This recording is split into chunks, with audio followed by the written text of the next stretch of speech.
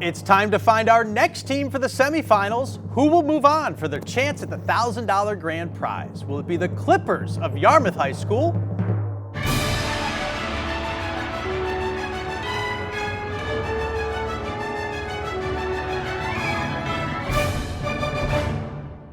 Or the Red Riots of Orono High School?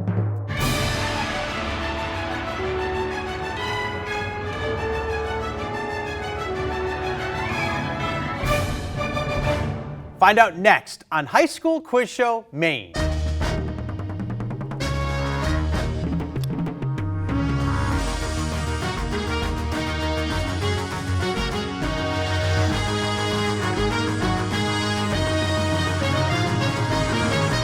Production support for High School Quiz Show Maine is provided by Energy fuels more than homes and businesses. It fuels dreams, ideas, and growth.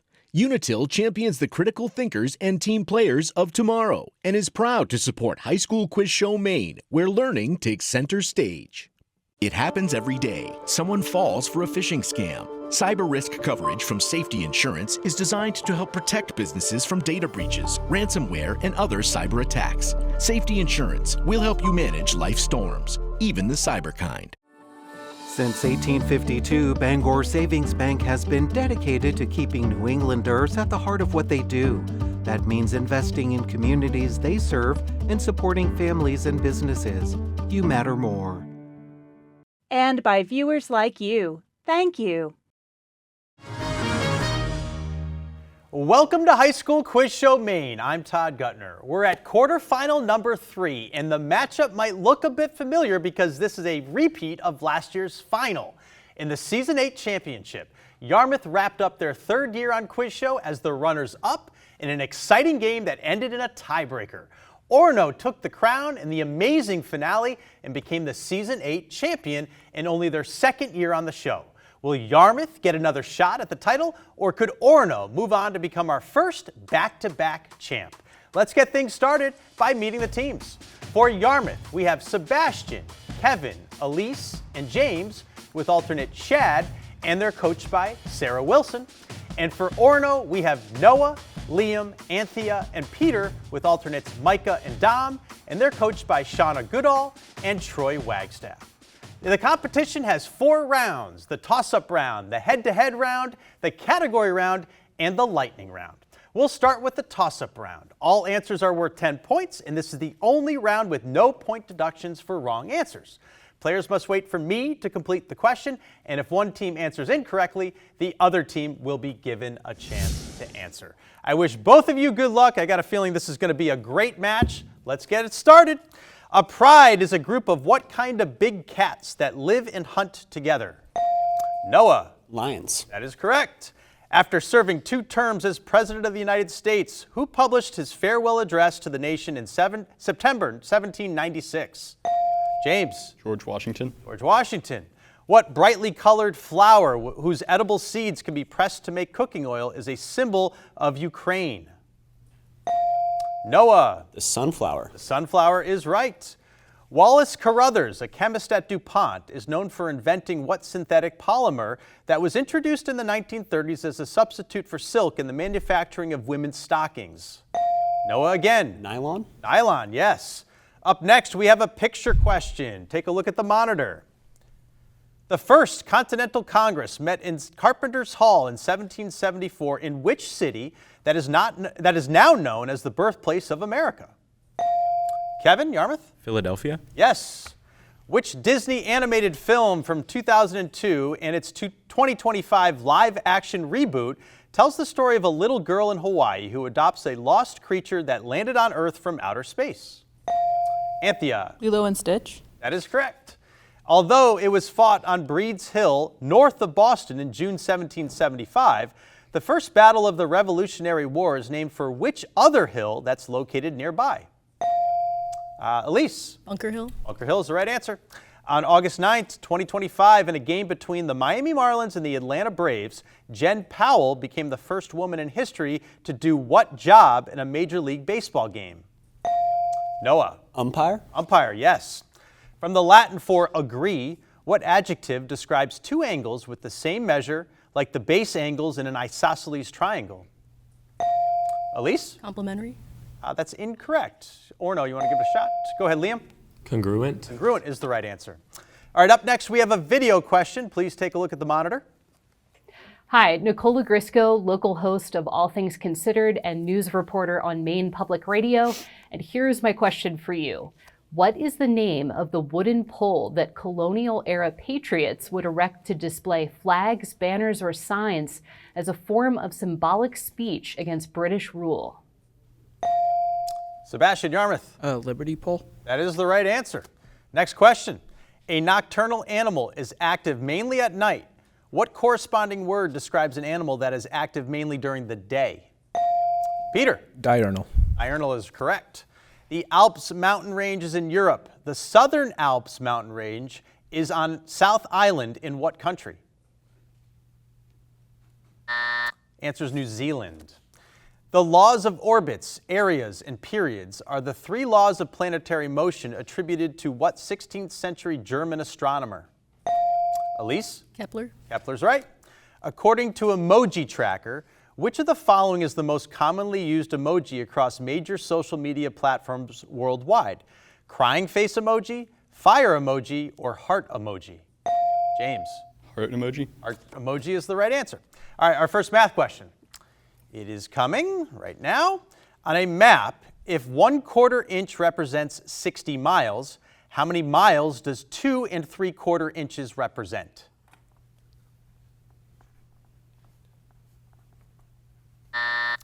Answer is 660 miles. Here's our next question. What 2 words complete this quote from the philosopher and poet George Santayana? Those who cannot remember the past are condemned to what? Elise. Repeat it. Repeat it is right. Located in the Patagonia region of Argentina, Perito Moreno is what type of natural feature? Defined as a large accumulation of ice, snow, and rock that originates on land and moves down slope under the influence of its own weight and gravity. Go ahead, Peter. Glacier. Glacier is correct. In ancient Greek drama, what name was given to the group of performers who sang, danced, and served as a collective character providing exposition and commentary? Elise. Chorus. Chorus, yes. Released for Nintendo Switch in 2024, Brothership is a video game featuring what 2 brothers who are best known for their work as plumbers? James. Mario and Luigi. Yeah, that's right. Which of these is most likely to have an odometer? A car, a nuclear power plant, or a microwave oven? Kevin? Car. A car is right. After being tried and convicted of economic sabotage and genocide, what longtime Romanian dictator was overthrown and executed by firing squad in December 1989? Noah. Tito? One more time. Tito? That's incorrect. Yarmouth. Kevin? Ceausescu. That is the right answer. Nice job. Next question. The characters Annie and Jack made their debut in the 1992 children's book Dinosaurs Before Dark, the first title in what series created by Mary Pope Osborne? Noah. Magic Treehouse. That one's right. Here's our second math question now. A bakery charges $300 to mix a batter for cupcakes, plus 15 cents for each cupcake that it is baked. If a customer orders 500 cupcakes, how much will the order cost? Kevin. $1,050. That's incorrect. Orono? The answer is $375. $375. All right, that's the end of our first round. And of course, it's super tight. Yarmouth at 110, Orono 90. We've got a great quarterfinal match underway. Don't go anywhere. We will meet the players when we get back.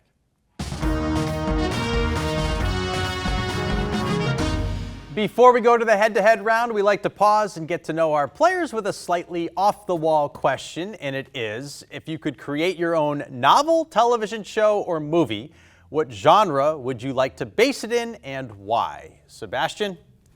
I would make a coming-of-age movie, based on just like what it's like growing up in like the suburbs of New England. Kind of like Yarmouth? Yeah.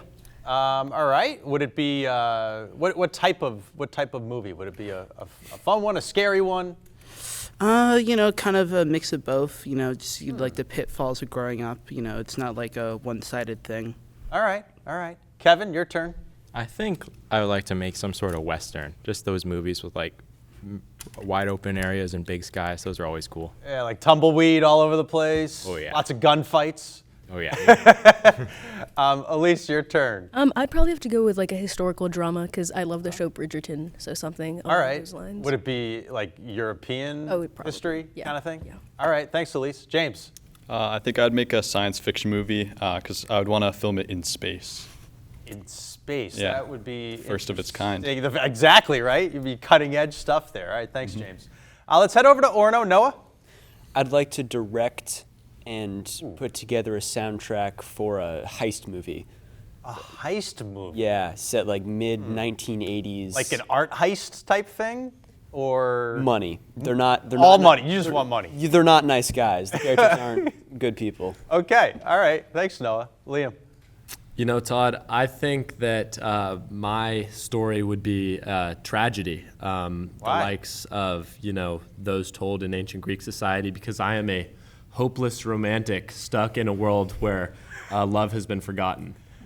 I hope you find love someday, Liam. Thank you, Todd. All right. Anthea. I think I'd like to make a sci-fi comedy TV show because when I was a kid, my favorite thing to watch was this sci-fi comedy my dad showed me, and I also think space is really cool. You remember the name of the show? I do. It was this 80s British show called Red Dwarf, and I loved it so much. Okay. I didn't have the British background, but if it was like an American, I probably would have known it because I'm an 80s kid too. I grew up then. All right. Thank you, Anthea. Peter, your turn. Last one. I would really like to make a horror movie because it is widely known that I'm quite a creepy, quite a spooky guy, quite a scary guy if I need to be. That's not real, is it? Who knows? I don't, actually. Thank you, Peter. The head-to-head round is next, but let's see how well you do with our viewer question of the week. Hi, I'm Amanda Vicinanzo from Unitil, and here is your America at 250 viewer question of the week.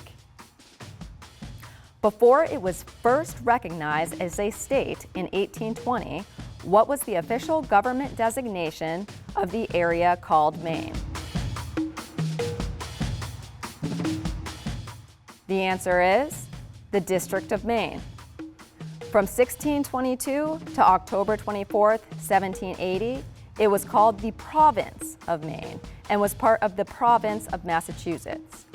On March 15th, 1820, with statehood, it became simply Maine.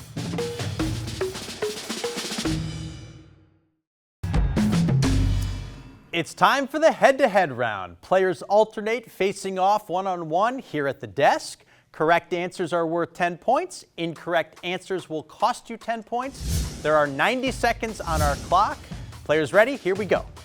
What comic book superhero has a sidekick named Robin? Batman. Yes. In the nursery rhyme, what creature frightens Little Miss Muffet away?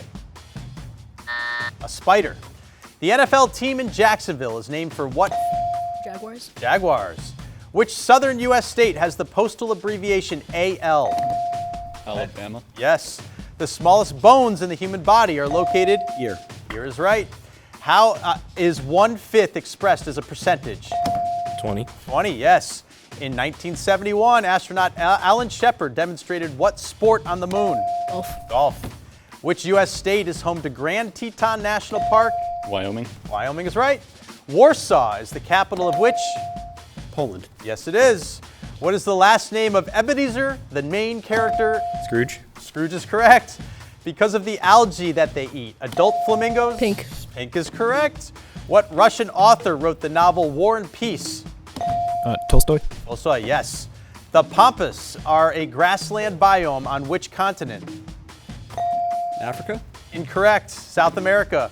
In the 19th century, cartoonist Thomas Nast began using what animal to represent the Republican Party? Elephant. Elephant, right. In the class of car racing known as F1, the F stands for? Formula. Yes. Anthracite is a hard, high-quality type of what fossil fuel? Cole. Oh, and that's the end of our head-to-head round. Yarmouth pulling away just a little bit. They have 200 points. Orono 120. The category round is next. Don't go away. Production support for High School Quiz Show Maine is provided by the Worthington Scholarship Foundation, dedicated to the success of Maine students by providing scholarships and personalized support throughout their college journeys. Learn more at worthingtonscholars.org. Sit up. Ready to learn? I'm a proud member of the Maine Education Association. English is my second language, and I am a teacher that teaches multilingual learners. My name is Nez Griffin, and I am MEA. And by viewers like you. Thank you. Next up is the category round with the following choices: Paper Towns, Turtles All the Way Down, The Fault in Our Stars, Shades of Green, An Abundance of Catherines, and Looking for Alaska. Each team will alternate control of two categories. Questions have increasing point values. With each question, they can choose to answer and either gain or lose points.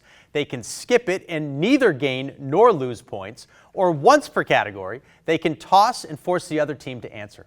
Players will have 5 seconds to confer and decide what to do. Orono, you trail by just a little bit. Noah, what's your first category? We're going to go with The Fault in Our Stars. The Fault in Our Stars. These are questions about lines from Shakespeare. Here's the first one. The fault, dear Brutus, is not in our stars, but in ourselves that we are underlings. This line is spoken by Cassius in which play that involves the murder of its title character? Julius Caesar. Judges? Yeah, we're good with that. Thank you. On to the next one. The Fault in Our Stars for 15. We know what we are, but know not what we may be, is a line spoken by Ophelia in which Shakespeare play about a prince of Denmark?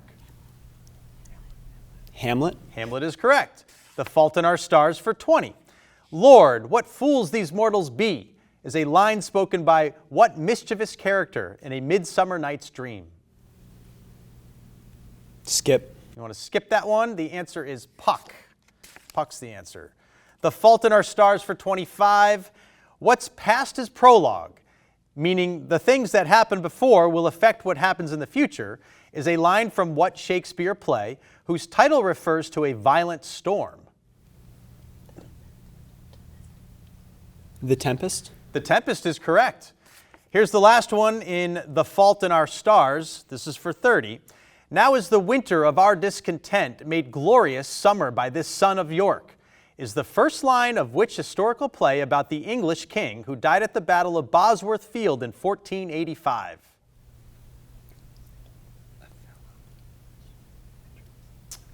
We're going to skip. You want to skip that one? The answer is Richard III.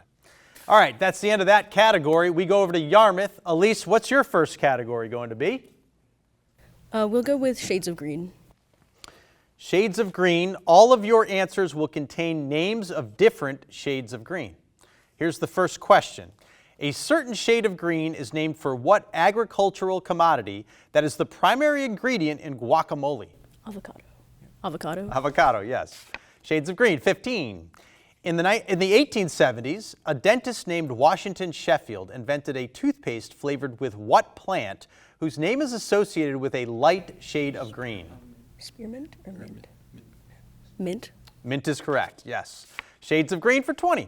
Colombia is the world's largest producer of what green precious gem that is the birthstone for the month of May? Emerald. Emerald, right. Shades of green, 25.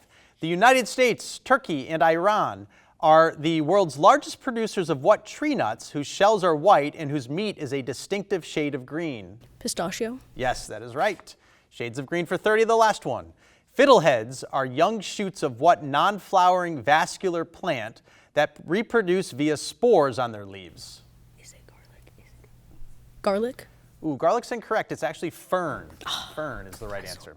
All right, that wraps up that category. We're back to Noah and Orono. We're going to go with Paper Towns.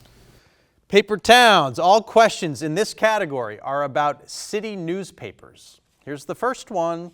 Among the oldest continuously published newspapers in the United States is The Current, based in what city that is the capital of Connecticut? Hartford. Hartford is right. Paper Towns for 15. Which newspaper, based in Augusta, Maine, published its first issue in January 1825, 5 years after Maine became a state? Skip. It's the Kennebec Journal. Paper Towns for 20. Based in New York, but distributed nationwide from 1924 to 1958, the Daily Worker was a newspaper for members of what political party? Skip. Skip again, Communist Party. Paper Towns for 25. With a name that means the world in French, what newspaper published its first issue in December 1944, shortly after the Nazis left Paris? Le Monde. Yes, you got that. 25 points right there. Paper Towns for 30. Taking its name from two features of the American flag, what weekly newspaper for military personnel currently delivers 1.4 million print issues a day to service members in the U.S. and overseas? Stars and Stripes. Stars and Stripes is also right. All right, that wraps up Paper Towns. We're back to Elise and Yarmouth for their second category. We'll take an abundance of Catherines. An abundance of Catherines. These are questions about people named Catherine, Kate, or Katie. Catherine, Kate, or Katie. Running Up That Hill, a 1985 song by what British singer-songwriter, became a surprise hit in 2022 when it was featured in an episode of Stranger Things? Kate Bush. Kate Bush, yes. An abundance of Catherines for 15. Which U.S. swimmer named Katie won her 16th individual world title at the 2023 World Swimming Championships, surpassing a record set by Michael Phelps? Katie Ledecky. That is also correct. An abundance of Catherines for 20. Catherine of Aragon, the first wife of King Henry VIII, was the daughter of what king and queen of Spain who financed Columbus's first voyage to the New World? Ferdinand and Isabella. That is also right. An abundance of Catherines for 25.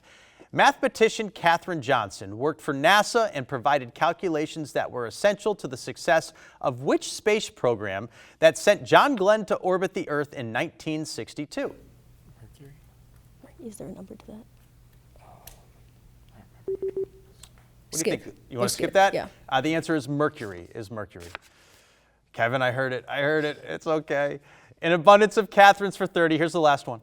The first woman to solo anchor a network evening newscast was what woman who was an anchor of the CBS Evening News from 2006 to 2011? We'll toss. You want to toss? Okay, we're going to go to Orono. Here's the question again. The first woman to solo anchor a network evening newscast was what woman who was an anchor of the CBS Evening News from 2006 to 2011?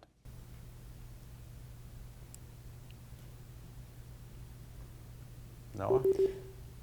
Maria Porter. The answer is Katie Couric. Katie Couric. All right, that wraps up our category round. This one is still tight. Yarmouth 285, Orono 205. Everything can change in the lightning round, so sit tight. We will be right back.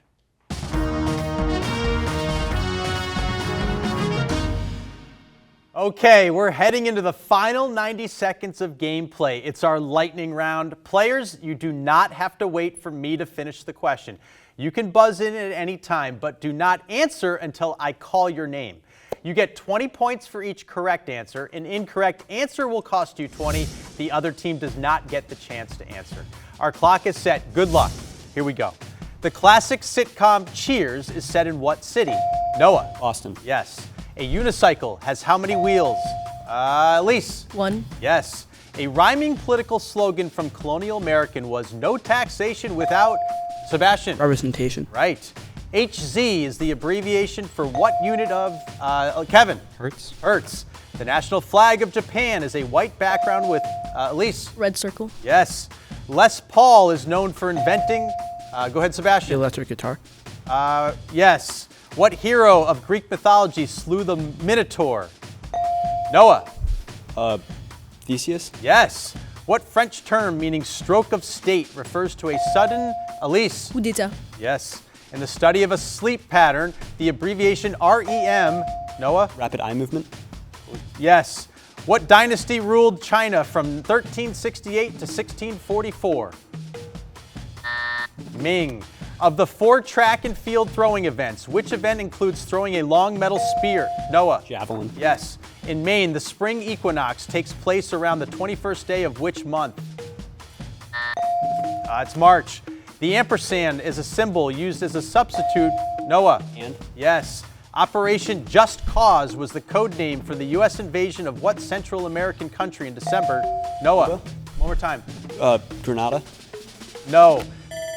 That's the buzzer, and the answer to that previous question is Panama. And our winning team this week is Yarmouth with 405 points. They'll be moving on to the semifinals against Falmouth. Our runner-up, Orono, you had 285 points. It's going to be real sad to see you guys go. Great job. Congratulations to both teams. Be sure to tune in next time for our last quarterfinal match as Bangor takes on Wyndham. Thanks for watching, and we'll see you next time on High School Quiz Show Maine. Production support for High School Quiz Show Maine is provided by Energy fuels more than homes and businesses. It fuels dreams, ideas, and growth. Unitil champions the critical thinkers and team players of tomorrow and is proud to support High School Quiz Show Maine, where learning takes center stage.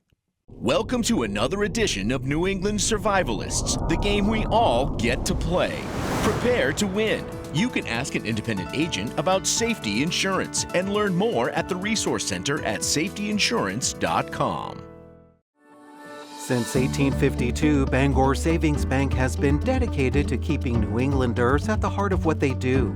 That means investing in communities they serve and supporting families and businesses. You matter more. and by viewers like you. Thank you.